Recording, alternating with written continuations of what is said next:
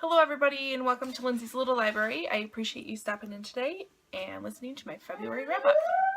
In February I read a total of 4 books. It's a little bit of a slow month for me, especially compared to January where I had 11, but I just wasn't into reading as much as I usually am. It didn't help that I had a couple of slower books and they were back to back that I just wasn't fully invested in, so that held me back a little bit, but oh well, we'll move on. So the first book that I read was The Kindness Challenge by Shaunti Feldhahn. This was actually part of something that I'm doing at work called the 30-Day Kindness Challenge. Very, very cool. Really good book. I actually listened to the audio version of it, and it is narrated by Shaunti, and it's like I had a chat with her every day on my way to work. So it was a fabulous, fabulous book. It definitely made me think more about my own kindness and how I treat other people and how I perceive things, and kind of opened my eyes to a lot of things. So really, really great book. I highly, highly recommend this. I feel like everyone in the world needs to read this right now. I feel like we really need a little bit more kindness. So it's really great. The premise of the Kindness Challenge is that for 30 days you do 3 things. You pick one person to kind of focus on, somebody who you want a better relationship with. It can be anybody.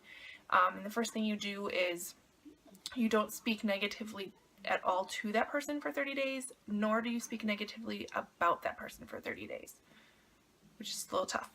The next thing is you want to do, you want to praise them in some way. I think that was it. I know you want to perform a small act of kindness for them every single day. And the last one I think is, praise. You want to praise them to their face in one way, and you want to tell somebody else a good thing about them every single day. So really, really, really great book. Highly recommend it. There's a lot of good stuff in here. So if you're looking for something, pick this one up. The next book I read was The Underground Railroad by Colson Whitehead. This was actually my book club's book of the month, or pick of the month, for February. I was really excited about this book because I'm a lover of historical fiction. I eat it up with a spoon if I can. But this was, I think I gave it maybe 2 out of 5 stars. It was a great premise. So basically it is as if the Underground Railroad was actually a railroad underground. So you kind of follow one person through her journey from being a slave to the free world using the Underground Railroad. And the first part of the book was good, and there was some action to it, and there was some little suspense wondering what's going to happen. And the second part of the book, I honestly maybe should say this is a DNF, because I really skimmed like multiple pages at a time. So it just fell flat for me. It was a little boring and I just didn't love it. And that was kind of the consensus in my book club as well. So yeah, that was that one. So that started my kind of slow down part of January, and then I picked up The One in a Million Boy by Monica Wood. This was lent to me by a friend, and it was a very sweet story. It just didn't move quite as quickly as I wanted it to. It's basically based up the view of the father, which his name is Quinn. His 11-year-old son is obsessed with the Guinness World Records, and he befriends one of the neighbors and thinks that he can help her get into the Guinness Book of World Records. His son ends up passing away, and that's not a spoiler, it's pretty much right away in the beginning, and so Quinn kind of takes it upon himself to fulfill this kind of quest that his son had to help his friend get in the Guinness Book of World Records. So a very sweet story, just not quite what I needed after the Underground Railroad, so I kind of, again, wasn't super motivated to read it, but I did give it 3 out of 4 stars. And then we come to what saved my February, basically, was Dark Matter by Blake Crouch. This book, probably going to be one of my favorites of the year.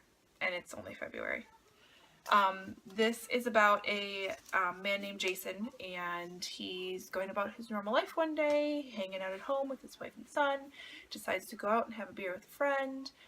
He's a scientist. He kind of has wondered if he maybe fell short a little bit as far as career goes, because his life has just kind of found this little comfortable routine, and you know how everyone second guesses themselves, and he does that.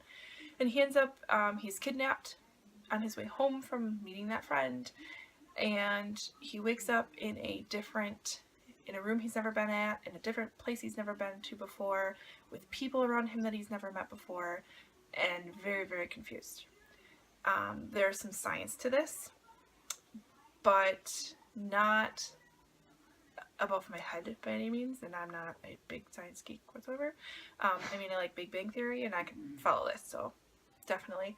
I would say this is kind of the Martian fun adventure side meets Big Bang Theory as far as that type of science. So very, very good. I had no clue how this was going to end until I turned to the last page. So I love a book that keeps me continuing to guess what is going to happen. So definitely pick up this book. It is amazing. So that's it. That's all I read for February. 4 books that ironically match pretty well together. So yeah, not too bad. I'm still ahead on my Goodreads reading challenge, so I'm not too worried. So hopefully March picks it up a little bit. And I will be back soon with my March TBR. See you later.